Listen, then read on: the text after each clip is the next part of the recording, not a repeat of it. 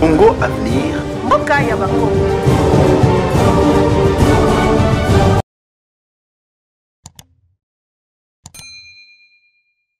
Kabila annonce son retour à Kinshasa par Zela. Naïbi quand ça c'est là. Naïbi quand ça c'est là. Zoma no la kiti normal. Zoma la kiti normal. Naïbi quand ça c'est là. Kalami lokola likambo. Naïbi quand ça c'est là. Tu peux dire on souka par la partie orientale. Azo on amboka na. Souka, c'est pas na yoka bien. Pas te makolo.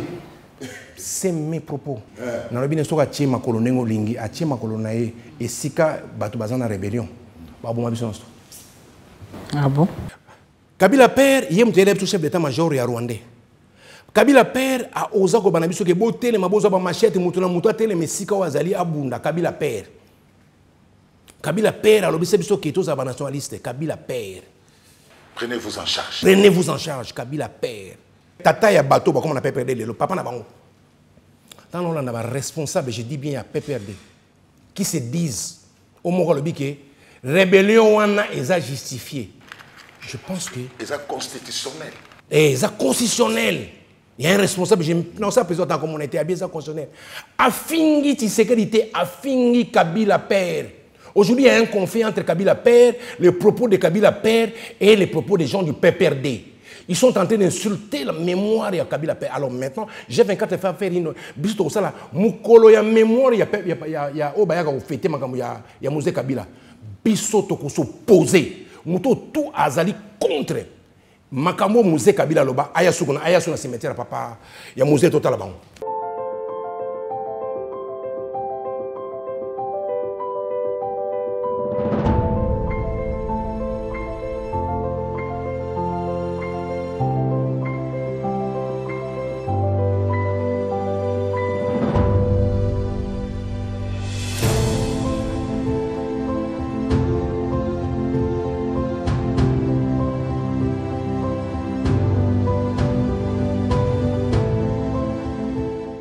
Batata ba mama bandeko na pesi bino mbote to pesi bino mbote po ezanga mokote atuka nazana esengo makasi ya ko retrouver ndenge to retrouver bino lisu lelo après basanza ebele équipe nationale ekuta na bino te mais ndenge to lobaka équipe nationale beta chaque jour te lelo match est prévu encore une fois mbote de partout au bozolanda biso lelo to yambi mwana mboka moko boyebi malamu tambo mona na ba itando ekena bino Aza député national, comme on a eu honorable Jean-Marie Lukulasi. Na politique, Aza rapporteur na recoupement politique babengi AACPG. Oyo ya Pius Mwabilu Mbaimukala. Honorable Jean-Marie Lukulasi. Aza qui est élu en 2018. Aza est élu en 2023. Yewa nazana biso na plateau. Il y a équipe nationale pour na mokola lelo. Moi passé pour nous avoir invité mais andimi aya na équipe nationale honorable Mbote Mbote papa Zulu moi kala tiens voilà alors équipe nationale na ça plaisir ya okuta lelo na mon vieux Koyiba Ntimba na mona ekala papa Koyiboni malamuke nzoto za makasi toza kozela ka ba match ye belé pour ba komokima keba obike Léopard za premier na groupe na pour l'éliminatoire coupe du monde. Donc, tout ça bien. Alors, maman Sylvie, ça fait très longtemps ici. Nous avons appelé maman Sylvie. Mère Nangaboni. Voilà. Nous sommes ici à tout. Nous avons match pendant 50 minutes. Non, honorable Jean-Marie Lukulasi.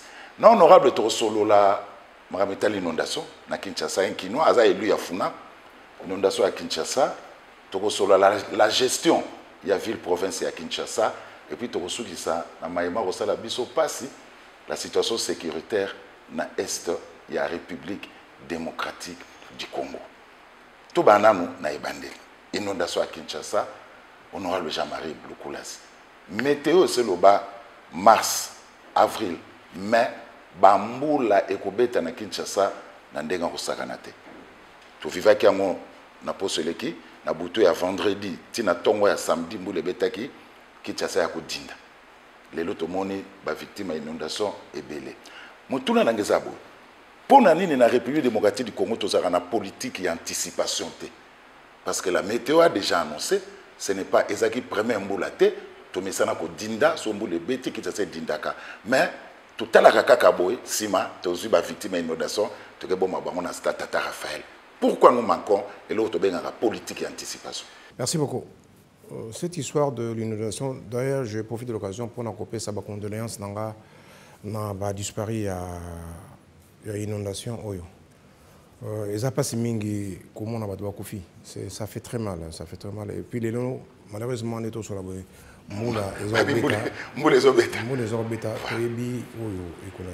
Ça, je condamne la classe politique congolaise.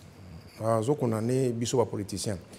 Parce que ce qui est vrai aussi, la catastrophe naturelle, ça arrive dans tous les pays du monde. Catastrophe naturelle, il y a en France, dans la Villeneuve, dans l'Espagne, mais aussi, dans l'assurance des alliés, pour nous foutre à battre. Il y a l'impréparation politique sur le plan organisationnel, il y a Ville à Kinshasa. Ça fait plus de 20 ans, et là, on a joué au Moroté. Batonganda ko le komi le loto nginda ko te biso impréparation bilo banda ko tout on a bon nango batongo ça fait 10 ans batongo ça fait 15 ans ça banda ko ne fanda banda kala ou ils ba pemene ba rivière one de tout moment ça fait longtemps ça dit c'est la classe politique qui doit prendre des décisions correctes pour ko aider la classe politique a failli dans ça depuis plus de 20 ans mais bobé ici premier ministre on a ba ministre sectoriel les 16 ou les 17 avril, l'Assemblée nationale. Le Premier ministre, ça continue d'être c'est-à-dire le Premier ministre de Bengi pour assumer Magamo tout pendant 20 ans, ça l'a maté hier à quoi assumer tout. Maman Sylvie. Honorable Jean-Marie Lukula, c'est un essengo parce que ça fait des années où il y a un plateau dans cette équipe nationale. Ndongo lobi wana au condamné. Ngana yebi ki o vandi temps moulaye na mikili ya poto. Ndongo babaka gouverner, c'est prévoir. Les lobos, c'est vrai, on a salué quand même qui G24 aux structures ils ont payé sa maille assez régulièrement. Mais les symboles les importants, bozo sunga bandeko bana pas si isko bazwami. Mais jusqu'à quand biso toza nous ala kaka parce que ça la makino le bien na assurance na poto jusqu'à quand toza ka subir. Est-ce que le comité a des mesures courageuses? Est-ce que c'est babuka na bango kaka? Est-ce que c'est délocaliser? Qu'est-ce qui manque que beaucoup comme la kamti na souka? Pardon, bino baï politique. Cette histoire-là de l'inondation, la classe politique à 80% il y a tort, mais la population aussi. On a 20%. Je me souviens, j'ai suivi à la télé. Ça fait presque 5 ans, 6 ans. Ok, gouvernement, oui, à Kala. Fouta mon pour être wana. Vous pouvez, vous savez, la recherche. Place wana. Na mona même maman Olive na ba pirogue. Ah oui, akenda otala bato. En tant que première dame, na mona mabele ba fouta bato ba mbongo ba longa wana. Mais la population ba santé ta ba fanda wana. So bo se renseigner très bien mona que population fanda wana mingi ba futa bon mo bon place au boko fanda te bolon wana. Population musupe ba santé ta ba fanda wana tirelo. Ça dit nous devons faire la politique et nous-mêmes la population tout mais ko zana conscience que place au fanda za malamu te so que l'état nenge ba futa bon kala parce que la place est belle pour mon inondation l'état ça fout à bon ba dégrépé ba touana mais ba tubazonga ka wana c'est aussi la conscience aussi de la population nous devons aussi être conscients tu te réveilles le matin on peut ça un exemple on a mouki na tongo au meli mai au jus au bois qui nassé au contribue nani au contribue na mabé salité mboka mais quand yo mutele boso ba mboka na salité yo salini voilà beaucoup moins que ba poto je pense que beaucoup na poto mona ke na ndaka batunyo so ba cha poubelle moko boye poubelle wana to somba ngo poto futa ka impo ponango mais mutaboka ka salité na kata poubelle wana et l'état est au long on biso sarani alors papa koy to ga le kama inondation moi mutuna muke to mola ki gouverneur Daniel Bumba asala ki oko sala mkolo ya dimanche na kansa na mona ki na kati même à pirogue enfin canot azotambola tambola. Est-ce que na azotambola que nous vers bateau pour aller ba passe na bango? Est-ce que selon yo comme élu ya Kinshasa c'est vrai ça élu national gestion ya crise ndenge gouvernorat c'est vrai que ça élu comme bango la niveau la mo ko c'était parce que ça le kamo mo munene est-ce que premier moment il y a gestion il y a crise de l'équipe bien en train de faire en termes médicaux on dit ça de soins palliatifs Vous savez, comment on a soins palliatifs, soit comme on soins palliatifs, c'est pour pallier. C'est pas ce qui est important. On doit avoir un programme clair par rapport à la lutte contre l'inondation. C'est ce qui est important. Aujourd'hui, nous sommes en train de... Tant on peut cet exemple, gouverneur Akendagi, bon, c'est pour quelle solution? Député Akendagi, vous nous continuez à c'est pour quelle solution? J'ai vu nos collègues députés, c'est pour quelle solution? Non, il faut une politique forte. S'il faut babouka, babouki yango, et puis le gouvernement ça dit plan pour aménagement ou aménager population. Ce qui est important, c'est ça. C'est pas des petits détails là. Ça, c'est des petits détails qui n'ont rien à voir avec la solution. Ce qui est important, quand il y a un problème, il faut qu'on trouve la solution. Pour trouver la solution, il faut avoir des propositions fortes. C'est-à-dire, il faut prendre des décisions où il faut passer. Si déloger bateau côté, on a côté à malam, l'État doit avoir en charge. Il faut qu'on boucle Chekina. Je ne parle pas, je ne cite pas le nom d'une église ou de je ne sais pas quoi, non. J'ai dit il faut voir l'État, il faut expert sur place, analyser et là on a posé les bons malam. Le nom de Chekina ou pas, ça c'est pas important. Je ne suis pas un expert pour déterminer telle maison Babukato. C'est-à-dire il faut mettre des experts qui doivent analyser la situation réelle, ce qui moule et bêtis, ni déranger. Et partant de là, débattre. C'était le nom des églises. Moi je ne suis pas dans ces petits polémiques-là. Je suis dans l'esprit qu'il faut tout ça expert analyser la situation pour l'État à mettre point. S'il faut évacuer des gens, Ndeko honorable député national Nabiso, Jean-Marie Lukulasi, esengo mingi pona okutana na lisolo ya inondation o maye tondaki. Ya liboso soki nalandi malabana na yano ya motune ya mama Sylvie Bongo, olobi politique ezali na 80% ya échec. Oyo basali malamu te. Ya mibale olobi population azana 20%. Yo mokotala na kelasi soko di 80%. Na oya 20%, 80% ya mabe, mais 20%, on ata 20% ya malamu. Motuna ya mibale. Mundele oya kolonizaka biso. Tango akelaka ville ya Kinshasa, urbanisation ezalaki. Okomona na quartier boye, asala esika bana obeta bal, na esika boye, batiki boye, snel pe aye, albingai, Singapura ekoleka boye bakabine na kotia boye, régie des eaux pe aye, ati nyonso wana. Mais pas na biso honorable député. J'ai beaucoup aimé quand tu as parlé. Tant on le dit, Mondele, Atika ki banzela na ye. Je sais que là on a monana pas ya Mondele.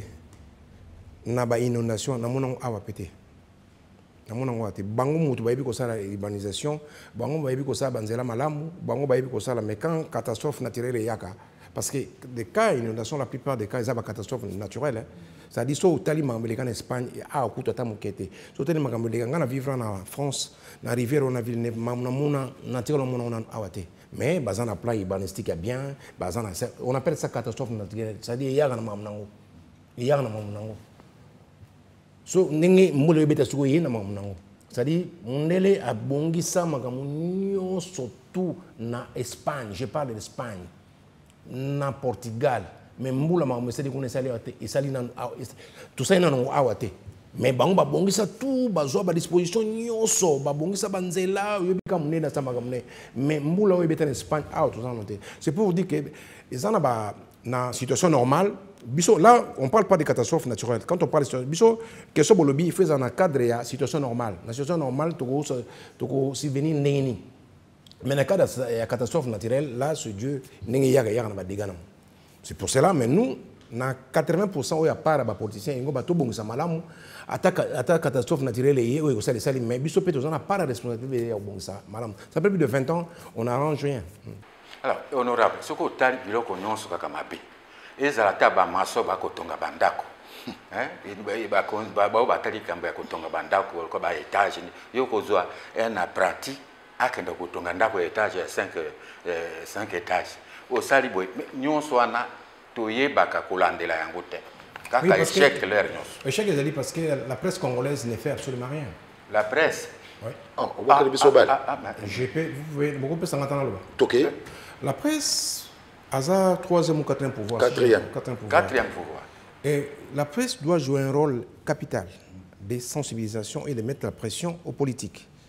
Vous devez exposer la politique. Vous devez exposer les politiciens avec des termes vrais. La politique congolaise a cédé la pression. Je peux parler. Je peux parler. Cédé la pression. Je peux parler. Tous les exemples pour tous les Oui. Vous êtes une force que vous ignorez. La presse, c'est une force que vous devez mettre la pression. Magamusu Sanjaka, la pression, il y a presse. La presse, je ne parle pas de presse où il y a Sylvie Bongo. Non, il n'y a Papa Zulu. La presse maintenant, il y a comme presse, il y a Bano Bazoli qui a TikTok. Où il y a talent à niveau sakanate. Parce que Batu, au bas de TikTok, nous passons notre temps au monde. T'attends, nous faisons un bête de TikTok. Ils font quoi? Est-ce qu'ils parlent de que moni nenge bozali wana il faut bochaka batu babongisa nzela te.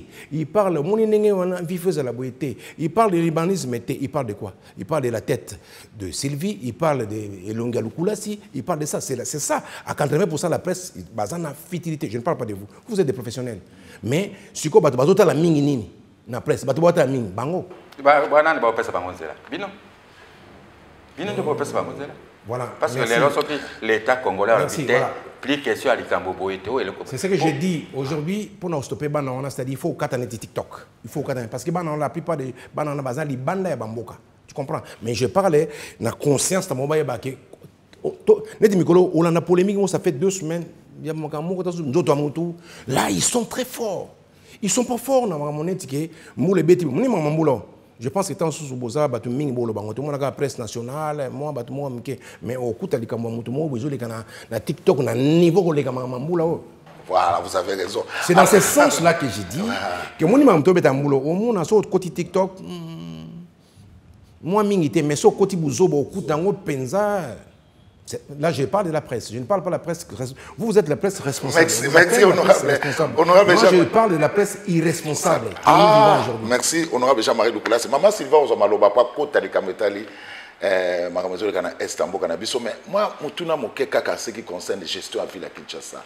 Honorable Jean-Marie Lukulasi, on a Kansito. Bawa botami lelo Kansito Kauka.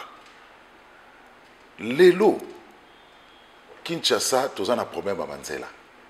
Kinshasa, tous en a insécurité. Kinshasa, embouteillage. Est-ce qu'un jour, tu peux rêver Kinshasa, il y a Kala, il y a Kansito. Est-ce qu'on peut rêver? Negozulu, vous savez, c'est là où je parle de la presse. Hein. Laisse-moi parler de la presse. Je pense que nous devons être responsables. Aujourd'hui, au pays Nabiso, situation au passé les longs. C'est tellement grave. C'est tellement grave. Mais moi, j'ai l'impression que nous aimons beaucoup plus de parler des choses, peut-être qui va faire mal au gouverneur, qui va faire mal à Jean-Marie, qui va faire mal à Zulu, tout ça. Moi, je ne suis pas dans ces histoires-là. Moi, je suis dans une logique aujourd'hui. Solution de Ozapon Ambo Kanabiso. Il a commencé, il est en train de faire ce qu'il est en train de faire. Il y a vous, la presse, qui pouvez dénoncer ce que vous ne voyez pas, ce qui est bon. Moi, je n'ai pas la capacité de laisser. Je passe la nuit. Je suis le président, je vous donne l'information, je suis le président de la sous-commission à service d'intelligence à Congo-Moulimba. C'est-à-dire dans l'Assemblée nationale. J'ai été élu président de la sous-commission et à service d'intelligence à Congo-Moulimba. C'est-à-dire l'ANR, DGM, le service de renseignement. Dans l'Assemblée nationale, dans le président. À ce titre, nous avons Baboutou. Pour voir, pour voir ce qui se passe, pour comparer avec le rapport en air et à Poli, tout ça là. Je remarque chaque jour, dans Boutou, dans la ville, dans banana bakombolaka na loba makambo ngana moni na misonga au moins na butu mona ta sous 5000 bateaux mais je demande au gouverneur après ça bon matériel parce que bagozo malade ça je remarque chose na mona nante so autant na butu de 23h à 5h du matin au kuta bateau ba kombola na niveau yo mona nante c'est que je demande au gouverneur avec sa matériel so autant na ça au kuta ba sala banzela presque partout ça c'est ce que j'ai remarqué la gestion il y a nani na habité mais moi je te parle seulement na remarqué bazo kombola na butu parce que j'ai 24 nous avons au moins 300 jeunes au batambola na kombola na butu so et ni banda victoire ti à l'université batu so kombola wana alors bayaka na butu bakombolaka na bango na tamola buna mona bango ça j'ai remarqué ba sa propriété et puis na terme de propriété ça était peu moins d'ambu et diminué mais en terme de sécurité je peux vous dire qu'aujourd'hui, Koulouna est à la baisse. Vraiment, ça, il faut dire les choses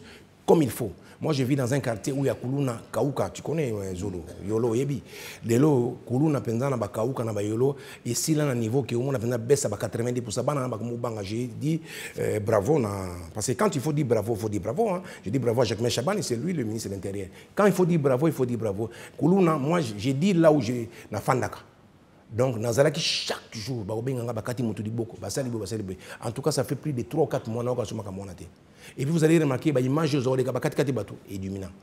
Donc ça, on a remarqué. Mais concernant gestion, il y a vu la Kinshasa, ça, il y a un bateau qui contrôle. Banzela, par exemple, embouteillage. L'embouteillage, c'est un problème d'éducation aussi, hein, civique. Nous tous, nous contribué à l'embouteillage. Il faut que tu aies un de Kozolo. Par exemple, moi qui on était combien? On était combien dans Mobutu? On était 15 millions. On pouvait être dans 3 ou 4 millions. On est à plus de 20 millions de personnes. On a combien de véhicules dans la ville de Kinshasa? Les véhicules ne peuvent pas créer un embouteillage. Les véhicules ne peuvent pas Pamba. Le nombre de véhicules. Donc, c'est-à-dire il faut une meilleure politique. Batongande Banzela et Belé. Solution et embouteillage, Kotonga Banzela et Belé va voir Yassika. Parce que le nombre de véhicules est belé, la population est comme plus de 20 millions. Nous avons une voiture, embouteillage, solution est vraiment. Parce que tant que Batongi Banzela est sous-souté, embouteillage est vraiment. Maman Sylvie. C'est vrai que Ndogozou autorisé na kota en politique, hein, mais tu sais qui candidat gouverneur Mouraloba qui a diminué le nombre de nakati ça même tout cas. Peut-être na moi peut-être il fallait le diminuer le cortège. Est-ce que vous ne trouvez pas honorable Jean-Marie Lukulas na ozongi a toujours posé à moi la poto. Diminuer quoi?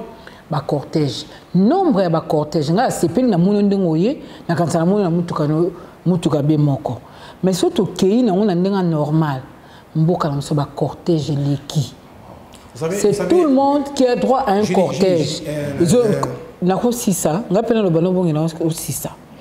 Carburant ya mboka. Oko mona mutu moko ou eko sengela kazarata na garde naye chauffeur na vandi sima mais ils sont rares ba collègue nous sto okuta na bango 2-3 voitures. Est-ce qu'il n'y a pas moyen de définir qui a droit à un cortège? Et qui n'en a pas les droits. Les lots Moutounioso a comme la cortège. Moutounioso a comme la cortège. Moutounioso a comme la gyrophare. Où allons-nous, honorable Jean-Marie Lukulas? Alors, je vais vous couper clairement. Couper. Je vous coupe calmement. Rôle et à cortège des années, c'est lié à la sécurité d'un haut responsable d'un pays. Cortège par définition. Cortège. Ils ont l'autorité, ils ont droit à cortège. Je parle, ce n'est pas tout le monde. Cortège ne peut pas être lié à l'embouteillage. Moi, j'ai participé à un cortège belé en France, en compagnie du chef de l'État. J'ai bloqué pendant 3 heures, j'ai bloqué la circulation pour le cortège de président des cas. Donc, le cortège est la source de sécurité, par définition, qui va protéger les motos qui sont dans le cortège, ou dans une mission rapide. Ce qui est vrai, il y a l'excès. Il faut réglementer. Mais le cortège est la source. Le cortège est depuis le matin, nous avons des cortèges. Depuis le matin, je parle des choses vraies. Depuis le matin, nous avons 2 ou 3 cortèges. Ce n'est pas ça. L'embouteillage est au Congo. Première raison, tous les belé. Vous savez, nous avons un embouteillage à Makolo. Nous avons tous les magango.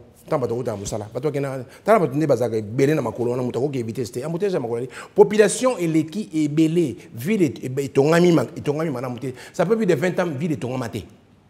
On ça peut vivre de 20 ans, tu fais un boye, ville est tongamaté, le moté bakisama, batunde babakisama, voiture de bakisama. Vous en avez quoi 24 heures, vous en avez quoi 20 30. Tant que tu fais un akaou kaliboso, tu as dit nous pas on a bien. Vous avez dit que l'embouteillage comme un katambanda le pang abatou.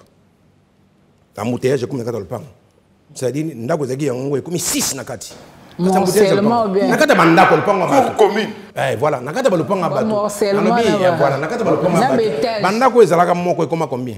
C'est-à-dire, il faut la politique, il y a ville. Politique moko claire, il y a ville. Parce qu'il faut, quand on parle des choses, on ne parle pas pour polémiquer, on parle pour trouver la solution. La solution, c'est quoi? Il faut proposer que, en tout cas, pour ça, la politique, moi, ville, beau, créer ville, moko yasika, batouba qui est côté. Tout le monde a sa côté moko. Tout le monde, parce que, tout le monde a sa côté moko. Ça va créer. Nous avons combien de véhicules? On peut, au moins, on a 2 millions de véhicules. Tant je suppose. Je ne connais pas les noms exacts. Et moi, j'ai des idées concernant l'embouteillage. Vous savez, j'avais fait une proposition. Il faut que bateau et belé réguler banzela. Mais j'ai eu un combat que vous n'avez même pas l'idée. Mais bien sûr, sur la TV, j'ai 24 est allé là-bas proposer que tout na balabala, bateau battre les macabas réguler nzela. Bané ba combattre biso. c'est nous, les carabas politiciens. J'ai fait une proposition, j'ai dit, j'étais voir les gouverneurs Nabi, Napoto, bah fait et qu'on raté. Et c'est quand la police va aider. Maman s'il veut que Napoto mi.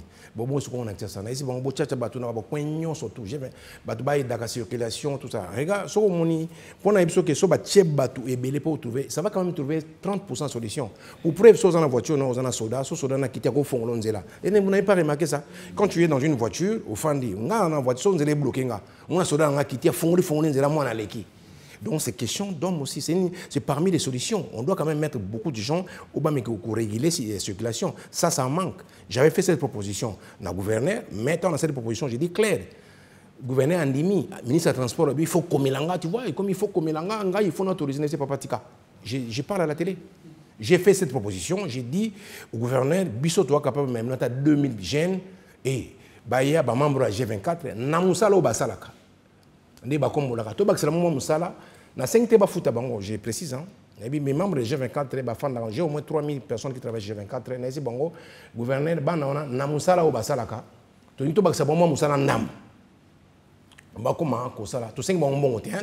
ça pour participer bénévolement mais on a commencé le ministre des Transports que tout ça regroupement ACPG commence à dire il fallait m'écrire, il fallait faire tout ça.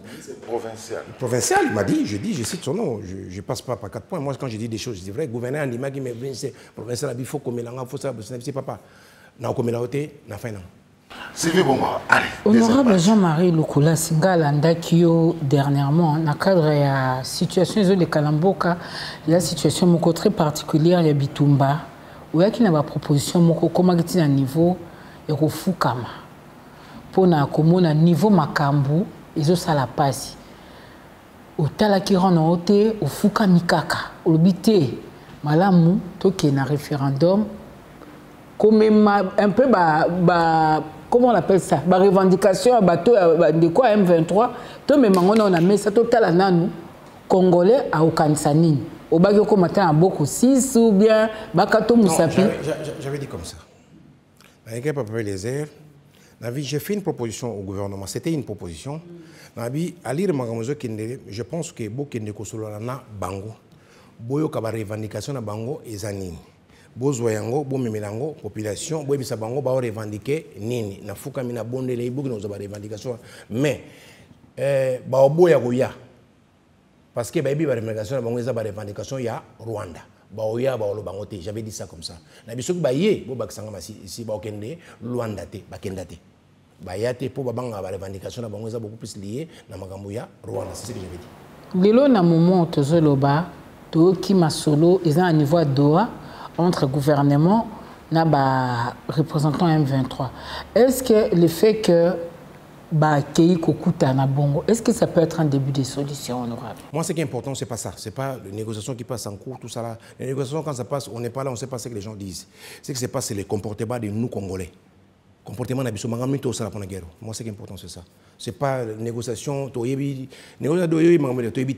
comportement de comment peuple congolais, comment les policiers congolais vont s'afficher les lots par rapport à la guerre. Ce qui est important, c'est ça.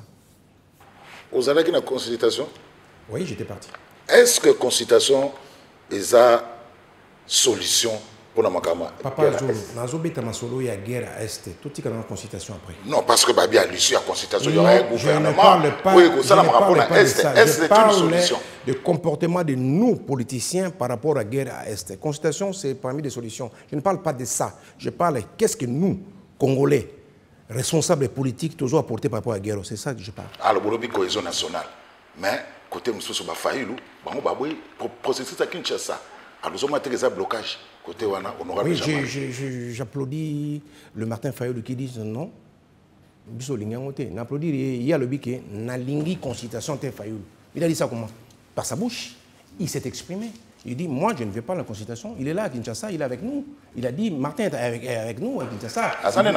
Il est à Fadenhaus. Il dit, moi, je ne vais pas à cette consultation parce que pour telle raison, je ne vais pas aller. Je veux que ce soit comme ça. Voilà, ça c'est un homme. C'est ça, c'est un non. Oui, parce qu'il a dit non, il est ici à Kinshasa, il dit non, moi je ne suis pas d'accord pour la consultation, à PC ba raison pour ezala fait en forme boy. Martha binongabi et cause en forme oté, biso dingue ça. Avec comme format. Voilà, bi format on les a bien ngana poni. Voilà, ça c'est ce qu'on appelle ça c'est la démocratie. Il est libre de s'exprimer comme ça. Donc il a dit il est ici à Kinshasa, fa de house fa nanda kunabi non. Pour moi c'est pas comme ça la ligne format boy. C'est la démocratie. Alors quelle est la solution? La solution à crise, honorable Jean-Marie Lukulassi. La solution, il faut tous la conscience que neto sola ba okufa, neto sola na este bande ko na biso ba congolais ba okufa, neto sola ndako na biso, ndako na biso. On est à venir université à 87 ndako na biso Congo, batumo bazui ndambo. Mais na kati bazui ndambo wana ezana baninga na biso congolais bazo appuyer bango, bozo le pango na biso. C'est le vrai problème du Congo, c'est ça. C'est-à-dire na ndako na biso Congo ezali na batu oyo babili mo ndako na biso neti bana biso bote biso 7. Soko na kati na biso 7, la famille de Lukulassi on est à 7. Biso 7 soko mi balé bazo baké bozo na biso ndako le pango na biso, c'est ça qui se fait. Alors ça fait mal entre biso na Congo, bana mi balé baba bozo na bino. Bapa ya bozo na bino. Ko ibantima. Oye gana ko bakisa. To saka na dossier on na dossier est. Eza likambo ya kokama pona biso ba congolais. Webi na kutuna mutuna bo honorable. Kati ya ba député nalo ba politicien ya 1960. Na ba député à lelo.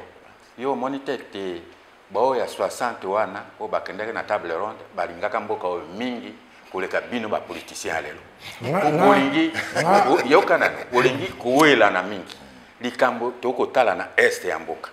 Esika tibisu nyonso tozala esika moko ekomi oyo ngai na lobi boyo oyo ngai te bozala esika moko bozwa décision moko ke biso bande. Aujourd'hui qui sont avec le Rwanda et qui sont avec nani, comment on appelle ça? Rébellion AFC na bare bané bazana bon na biso na politique alelo bané bazana bon. Pourquoi tu n'arrives, mais tu es aux après, aux autres, même pas au non, presque poser la question clairement. Ne posez pas une question aux autres, ma question opposée. Parce que ma politicien va s'exprimer clairement. Binondé va presque aux autres. Les politiciens ont sauté. Oui, vraiment, il fallait pas le voir. Tolobi n'a pas les politiciens ya kala o bakena na table ronde. Na posa na o ya lelo. Omoni bo ya kala tango Lumumba tikalaka. Balabité to kokota de dikitote fo Lumumba bakena ya. Jean-Marie Lukulassi on a mon équipe politique ya FCC ezalaki mala muté na Kenya na Assemblée nationale na bunda na mako finance bateau fubo kende bomi mboko na zana politique ya malo. J'ai courage, voilà, j'ai pris tous les risques du monde, je parle de moi. Parce que tu parles de la police à l'élo, Jean-Marie. Moi, Jean-Marie Lukulassi, contre le phénomène, j'ai contribué pour ce pays. Car le pays a été dirigé par les Rwandais. Laisse-moi parler. Vous pouvez me poser une question, non? Et là, on est échangé. Et là, on a échangé ce qu'on pour voir exposer Batoubassala Abissomabe. Car les Alakindéni, bazaki na bango na bato bafandi awa bazo beta cop na bango na pepe la osakanate bazo nommer na bango ba DG na bango awa. Moi je connais, j'étais avec un ami, je peux même citer son nom, afin avant nommer abenga na Rwanda, abenga James Kabarebe, babenga bati presso ba nommer. Je connais ce qui s'est passé ici au Congo. Donc quand les zaki na bango bazaki na bango bien bazo ba mongo na bango banoma na bango batu awa tous même la chef d'état-major rwandais, j'ai donné l'information. Kala bazaki na bango pepele bazo sa mangamunyo so banoma ba chef d'état-major DGD soki DGD soki DGD ezaki na ngona nini bozolo ba kemuto za rwandais bozolo ba je dis ce que les gens disaient to yebe benza ke ba rwandais ba dirige bango mboko kala ezaki na ngo pepele ko changer ce ko na ndiro ba exposer bango elo changer yango elo ko changer lelo. On a exposé Rwanda, Naba politicien, ou Basutena, Banguelo, Tchandjeka Yangwan. Je rentre pas dans les détails parce que quand il faut parler de la gestion de la chose publique, on va à l'opposition. Quand on va à l'opposition, on fait ce que l'UDPS avait fait 37 ans. Ils disent que vous êtes des voleurs, vous êtes talala, vous êtes bakabosala batoué, bakenana arme, opposition vraie le banamunoko. Papa Zulu, je pense que nous avons une opposition, parce que binobo chez les mots comme madame, binobo saboté, bossa boté. L'opposition vraie, c'est ce que Martin Fayulu a dit. Martin Fayulu a dit dans Kende, et l'oko wanate, mais azananda kunae. Tu comprends? Ça, c'est l'opposition. 37 ans, l'UDPS, c'est que l'opposition vraie, bakenana arme. Opposition, c'est quoi? Maintenant, il faut changer ça comme mot, ok? Mutomo a un pouvoir à reverser makamuzako leka awa batona batombo ki babi bon moni to fani nasiko ni bakangi biso to kota kana moko mbara moko moni to subilo ko teto yaka to kota bakoti.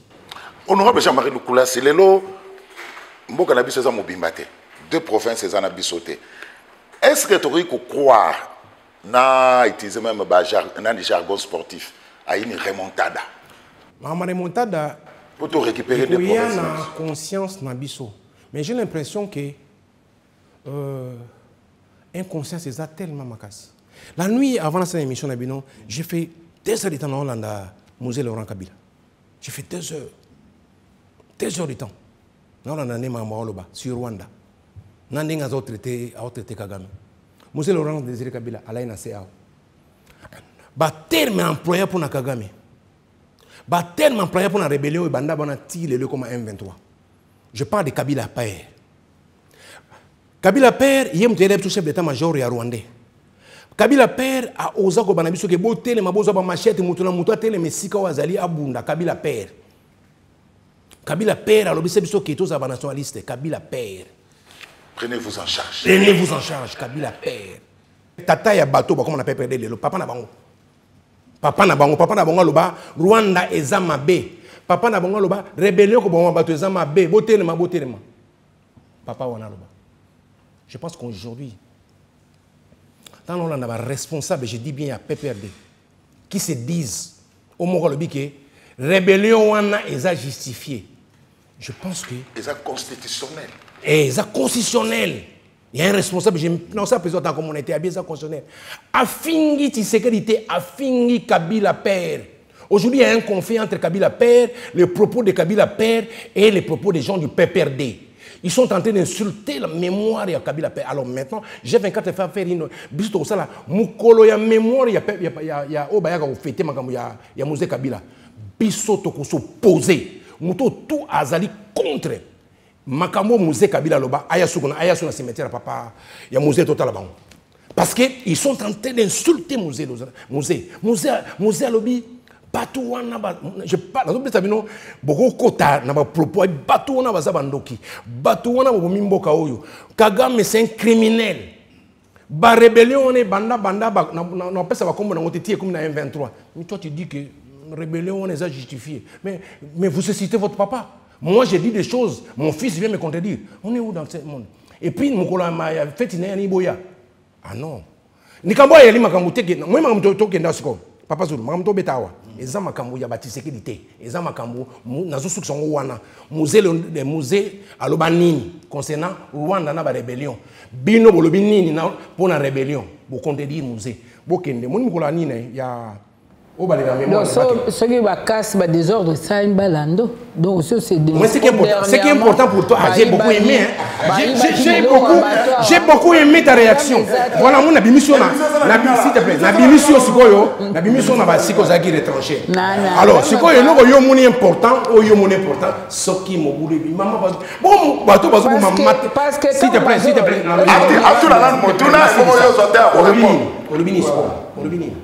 Robin. Ah oui, yo lobby. Soki mobulu et bimi mukolo. Mais aux leader d'opinion. Comment tu connais ça? Yo do tika na ça. Soki mobulu et bimi mukolo. Tolanda yo tata G24. Tata G24. Yo va répondre là. Maman, tozana mobulu permanent. On est en train de tuer nos frères. On est en train de massacrer nos frères. Il y a des gens qui meurent. Mobule ko bima, s'il te plaît. Nous sommes Jacques Chabani Mobule ko bima te na le biboyi, na nga bien. Mukolo batu ba ko ya ko marcher to komela penza po yo zo kanza mobulu parce que nazo zelo pour nazo zelo trop. Ah, ozo zela. Non, nazo zela yo parce que tant on a lobby que mukolo ba ko ya lokola ba suyer mémoire ya musée Laurent Désiré Kabila yo biso mobule mi yo ngasiko. Non, comme la Jacquemin Chabani, n'a pas autorisation. Jacquemin Chabani va accompagner Bisso, tout y a côté Maliboson, tout empêcher Bango pacifiquement. Honorable Jean-Marie Lukulas, est-ce que vous avez à Kinshasa le 28 janvier 2025? 2025, vous avez à Kinshasa? Oui. Vous rappelez le cas qui bat Hollande? Le 28 combien? Le 28 janvier 2025. Parce que Ebandagi marche quand il y a biloko condamné agression. Et sous quand il y a pillage, l'ambassade a Sylvie, arrêtez, Sylvie, arrêtez. Non, Sylvie, je ne t'autorise pas. Sylvie, arrêtez, j'assume mes propos, écoute-moi bien, j'assume même mes propos. Ce qui s'est passé le 28, population va marcher, qui débordement, Wakanga va en prison. Maman, ce qui s'est passé le 28 ici, à Kinshasa. Oui. Ça n'a rien à voir avec les gens qu'on tue à l'Est. Ça n'a rien à voir. Vous savez au moment où on parle combien de gens ont tué à l'Est? Papa, maman, ça n'a rien à voir. Laisse-moi parler. Maman. Non, mais est-ce que dans le est-ce que dans le le 28 janvier, on est de kaki.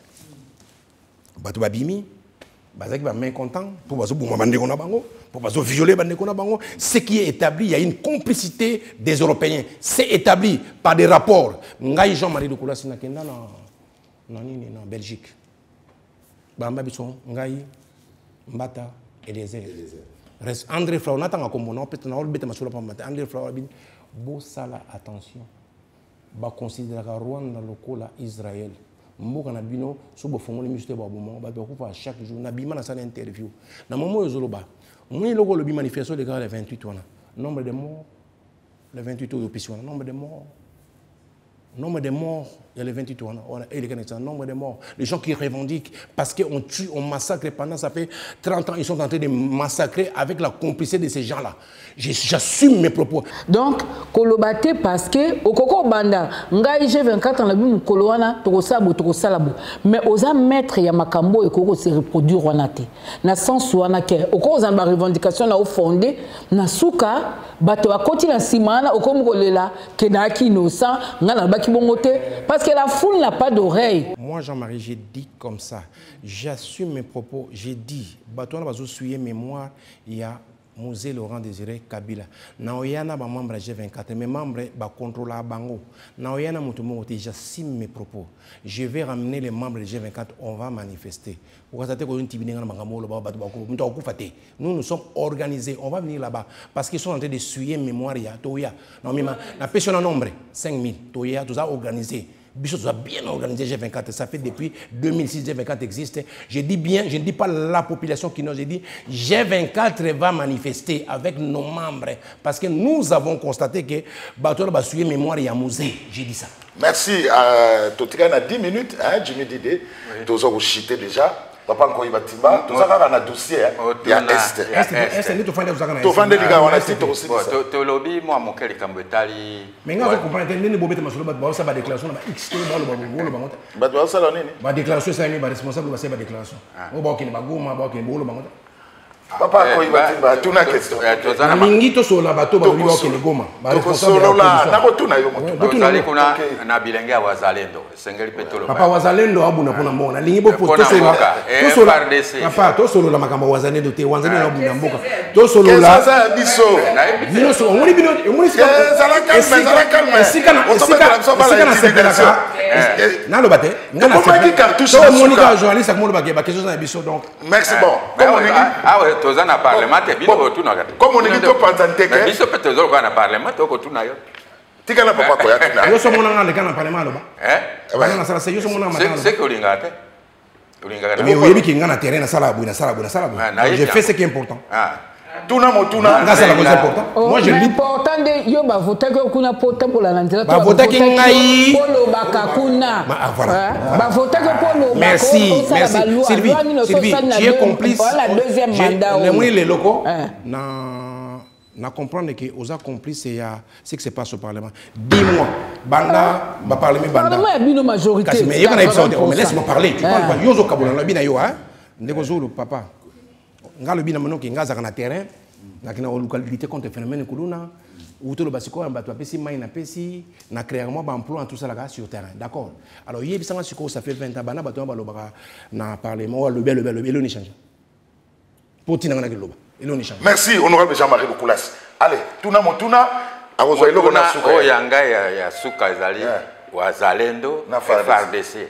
moi il le pour na bilingue on a pas ça papa wanzali on a fait des CO ba na mona faire des C baza infiltré à 80% na bateau Kalabacha je connais l'histoire très bien so bino babino wanzali no bravo faire des C on a conscience que mboka za biso bravo ça c'est important faire des C vous avez la conscience que zamboka na biso congolais za la conscience mboka na biso wanzali no za la conscience mboka na to bundela on prend bar ba dete wana c'est là bon tokene loko soluka botouna question Kabila annonce son retour à Kinshasa par Zela. Naïbi ko ça c'est là ko.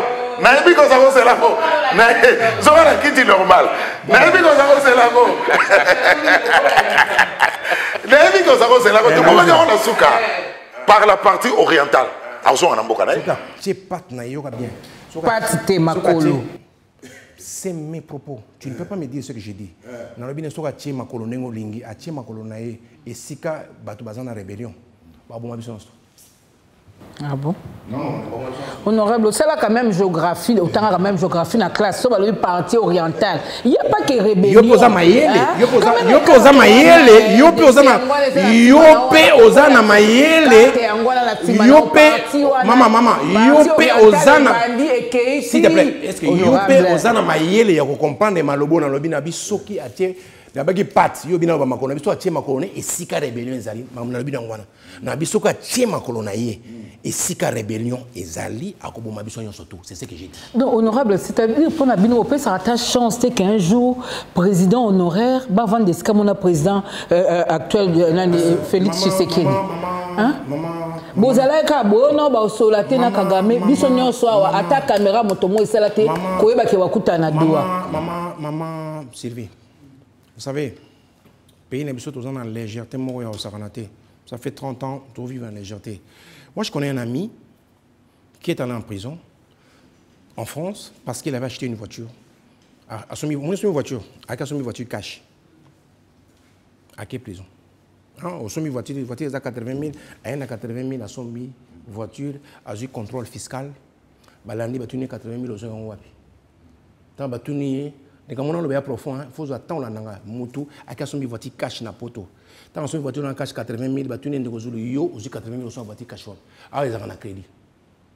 Mutu on a bêta 5 ans de prison à du contrôle fiscal. Alors, imaginez ce qu'on a au Congo, bateau combien il fallait baser en prison ou au Tamboula.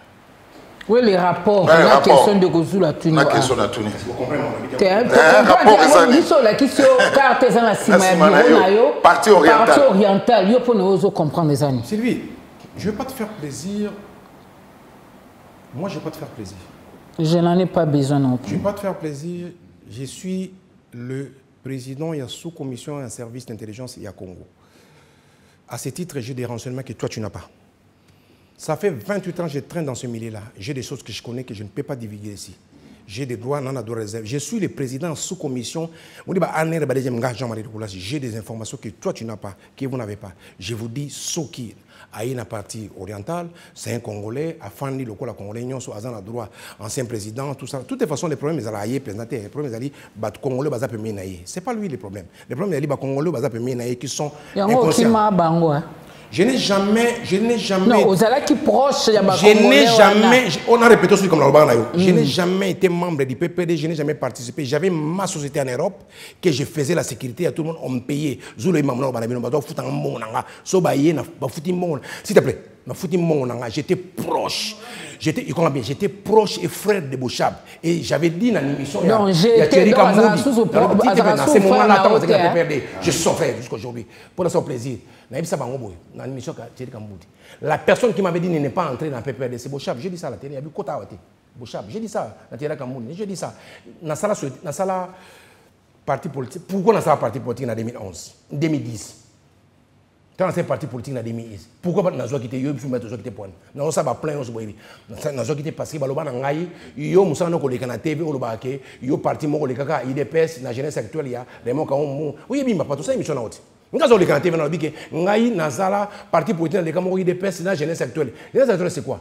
C'est Raymond Kaongo Mbemba, voisin na biso ka ngamanda na kauka na ba Jacques Chabani. Moi je faisais partie de ça et je disais clairement Moukola va résulter bimanga ba memanga na miro anerga Jean-Marie babinanga ko bimisa mobulu te to comme so DG nga Jean-Marie après ba ko singa na bimi na kena poto moi je parle ça na pousse la paix honorable pour pousse na paix de temps en temps mais monsieur Silio on pousse na paix moi mke pour pousse na de temps en temps yo pozo télé makutu menga na télé matin zaka ya suka lelo na makamdeka eke na mboka hein banzala au niveau bandi te mais bien ouais aussi sangote par il y a union sacrée na bino pour ça voilà ce qui nous allait zali ce qui me gestion zali ce qui me il faut beau décrire on le quoi il est peut-être ça bino beau gérer bien té bino vous ami yibi bino beau sala boy bino faut bolongwa ça j'autorise collègue na moko il y a ancien il y a oui ce qui moka ça gérer bien té bozan a droit ko sala makambo 37 ans bozala ba marche bozala boy pourquoi 37 ans. Je parle de l'UDPS, ça 37 ans en opposition. Ceux qui m'ont déjà marché bien, vous avez droit au baquet, Foufou Mati, vous avez droit au droit de Mati, vous avez droit à Nagnos tout. Vous avez droit à mon côté, quand vous avez marché, vous avez droit congolais. Ça, vous n'avez pas droit. Merci. Question Souka, on risque de déborder. Autant la boutou na Kinshasa. C'est que ça moko ya bateau yebi thermomètre. Il y a niveau à vie. Tant on zomona ba Thomson ba okata. O moi na funa. O yebi ndenge funa malewa, funa banzala. Surtout continuer sur aliro surtout continuer sur 2 mois. Ananga bien. Surtout continuer 2 mois. Thomson mo tozako lia boye. Aso bangone to so bango susu plus cher. Lorsque tu vois ce bien solution. Tu n'as pas de solution. Tu continues à lire au token. Na lorsque tu vois lien côté. Bilogo m'attacher à 50. Que tu n'as point le moment. Tu n'as pas. T'es point. Guerre imposée. Batouana baosa bazo sala biso guerre na niveau. Ministre des Finances autour bateau paye de 4,5%. Moi je vous dis maintenant de l'INPP. Je suis PCA de l'INPP. Je vous donne une information. Ces gens sont venus à Goma et Bumbashi. Qu'est-ce qu'ils ont fait? Les Gozo. Nabukavu bazui ba jeep nyon so INPP ba kenango. Bazui ba matériel INPP et KI Kigali. Ba tracteur INPP. Je vous parle de l'INPP maintenant en tant que PCA, président conseil d'administration INPP. Bazui ba Jeep 14 Jeep et tigé na Congo et Kigali. Ba pikoli ba machine ya INPP. Et Kigali. Yo siko yo ye olobike. Omoni ngai na za soki nani na lobike batu wana guerre na bango eza justifié pour bazo ba démocratie ya ozoba biloko INPP ke na Kigali. Démocratie au bon batu. Ya violer batu. Honorable message à Eli qui a pour Namboka. Consultation yango ndeko zula tuna ke oto salema, c'est presque tout le monde qui a défilé là-bas comme on a conseiller spécial à chef de l'État en matière de sécurité. Normalement il faut déboucher la création d'un gouvernement moko ya union nationale. Parce que Namboko apparemment ceux qui ozo kamba oko lia yo mote bako tikote mandat mumba il faut que suka nango kabola lelo yo za na katikati wana.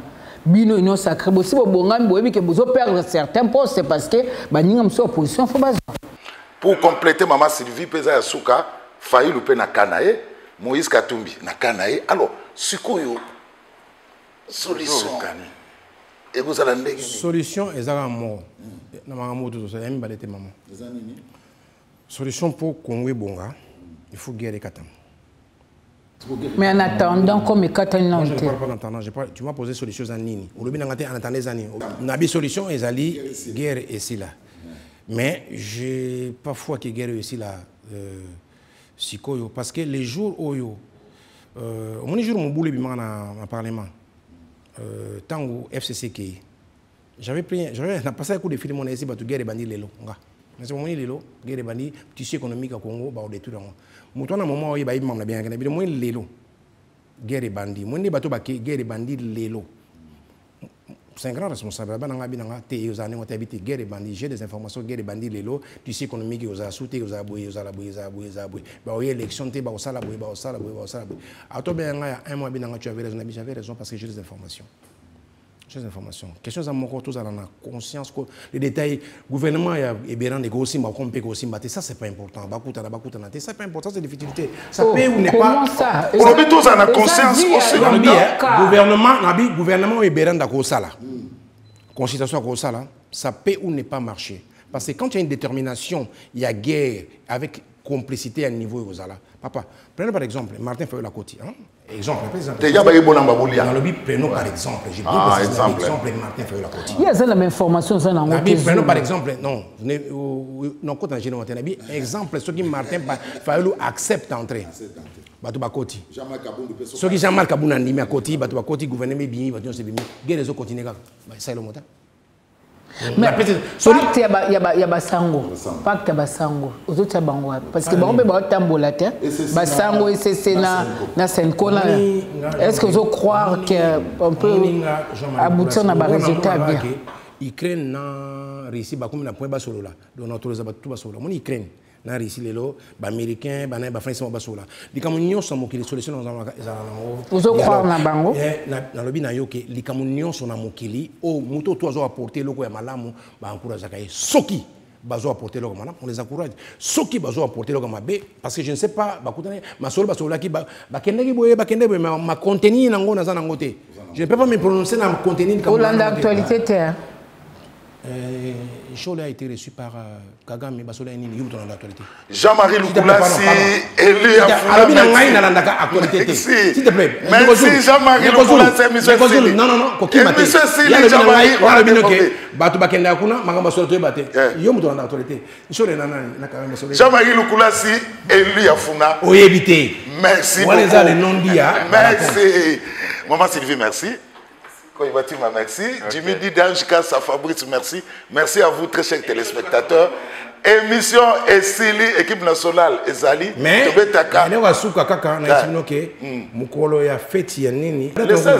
le 16, le 17, j'ai 24 ans à manifester avec 5 000 membres. Il y a une autorisation normale parce que Bazo respecté papa nous était. Le 16 janvier.